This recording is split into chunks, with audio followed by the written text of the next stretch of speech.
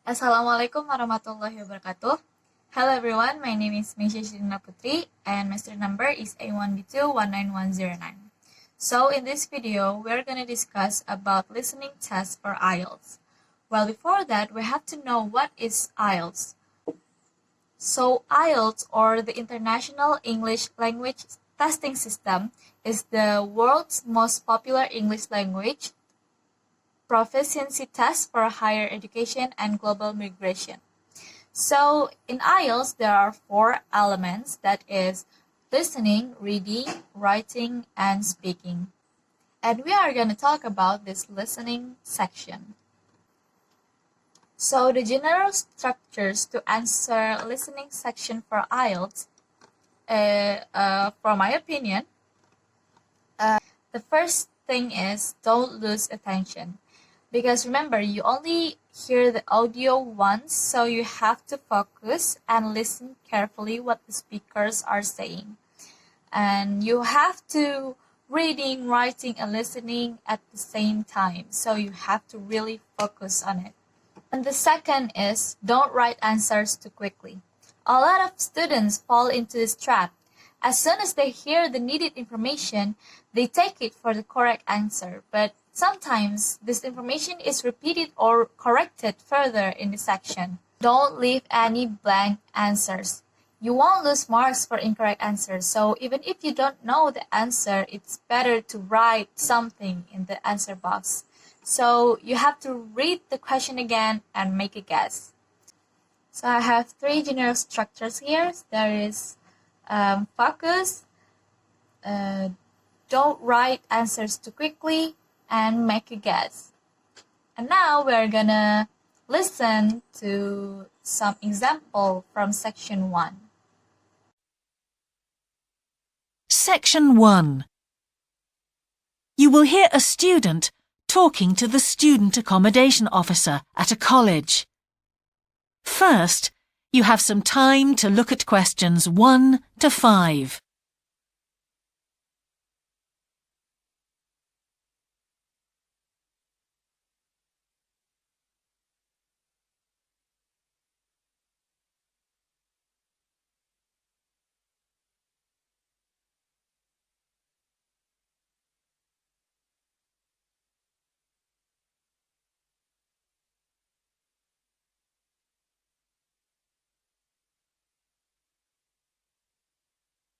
You will see that there is an example that has been done for you.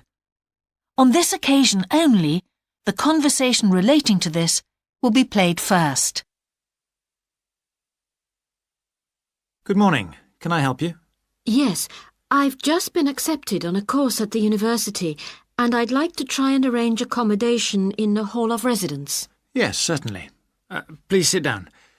What I'll do is fill in a form with you to find out a little more about your preferences and so forth. Thank you.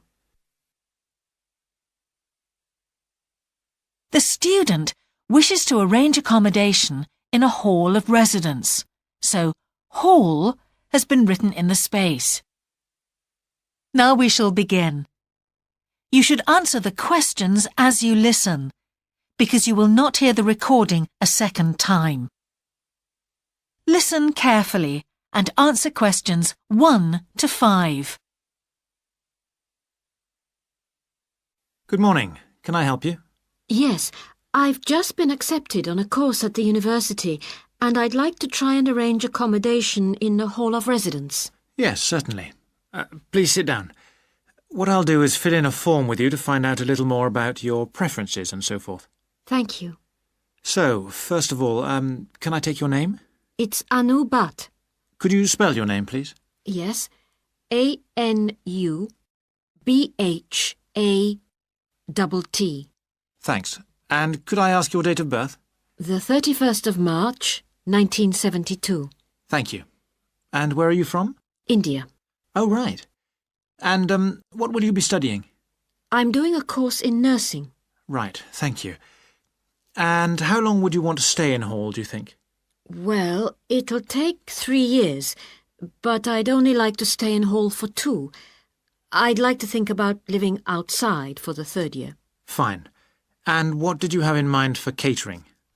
Do you want to cook for yourself or have all your meals provided? That's full board. Is there something in between? Yes, you can just have evening meal provided, which is half board. That's what I'd prefer. Yes, a lot of students opt for that. Now, with that in mind, do you have any special diet, anything we should know about? Yes, I don't take red meat. No red meat. Before you hear the rest of the conversation, you have some time to look at questions 6 to 10.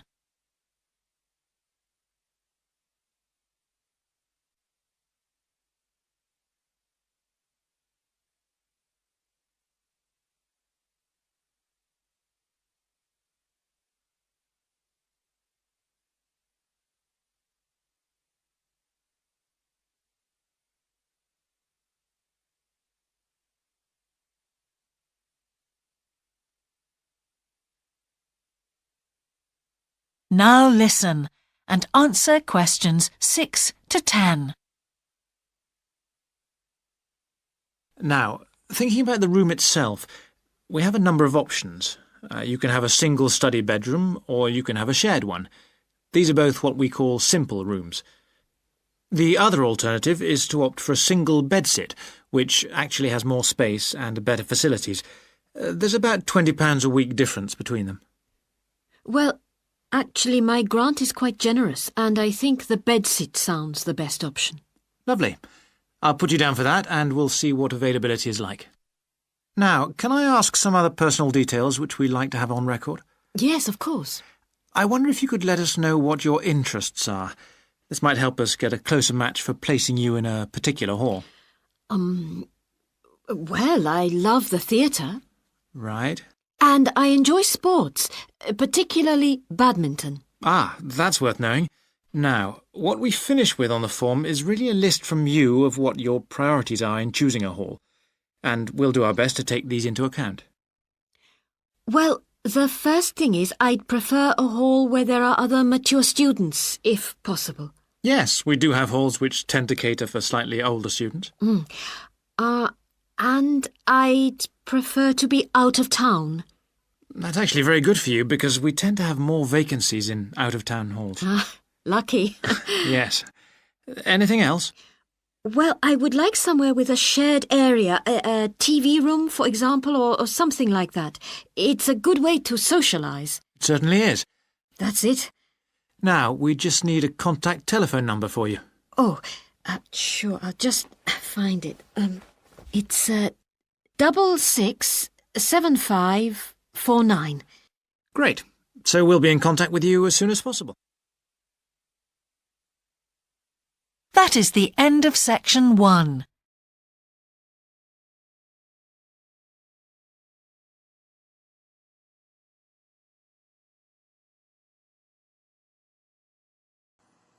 And now we're going to continue to the section 2.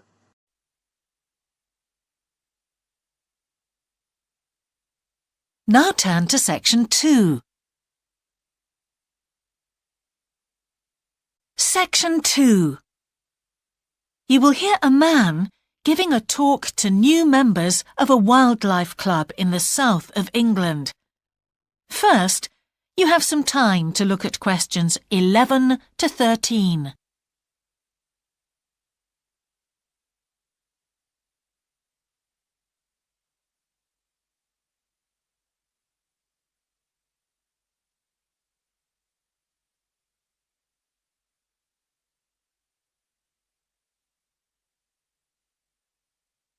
Now listen carefully and answer questions 11 to 13. Hello, I'm delighted to welcome you to our Wildlife Club and very pleased that you're interested in the countryside and the plants and creatures of this area. I think you'll be surprised at the variety we have here, even though we're not far from London. I'll start by telling you about some of the parks and open spaces nearby. One very pleasant place is Halland Common. This has been public land for hundreds of years, and what you'll find interesting is that the River Ouse, which flows into the sea 80 kilometres away, has its source in the common. There's an information board about the plants and animals you can see here.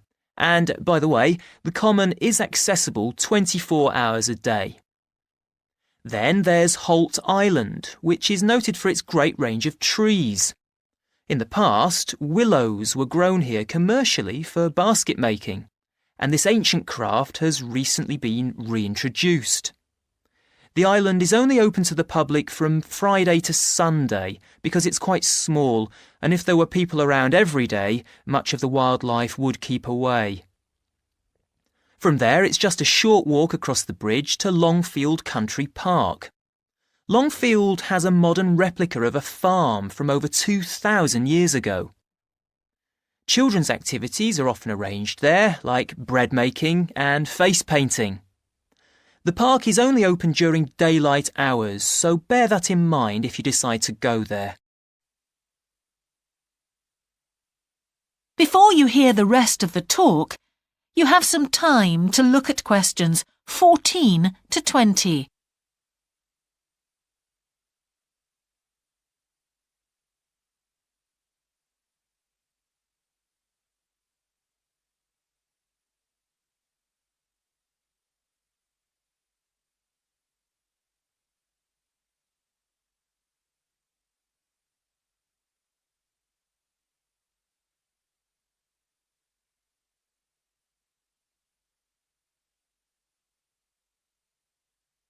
Now listen and answer questions 14 to 20.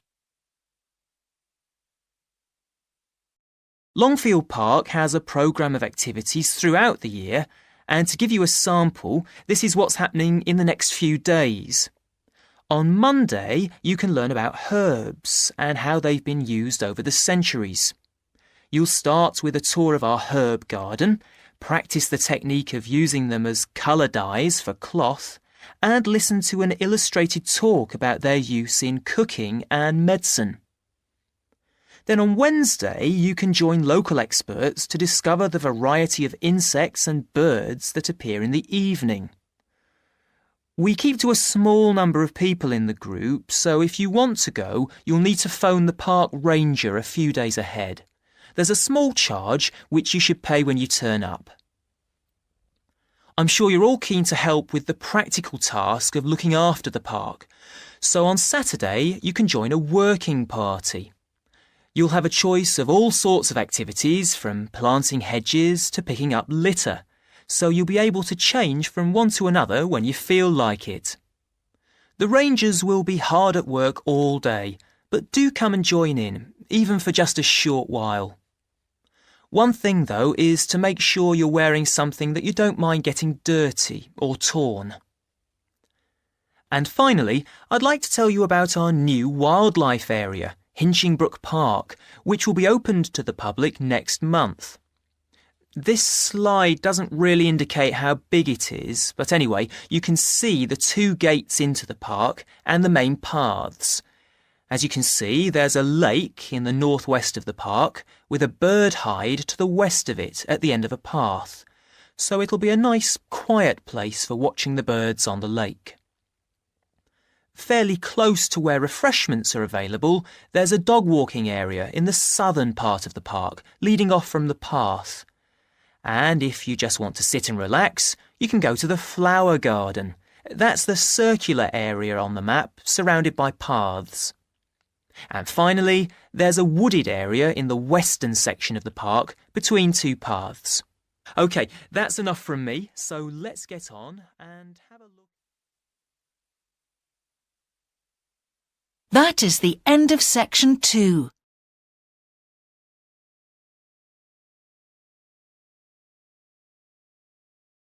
Okay, I hope you guys all understand from the previous videos.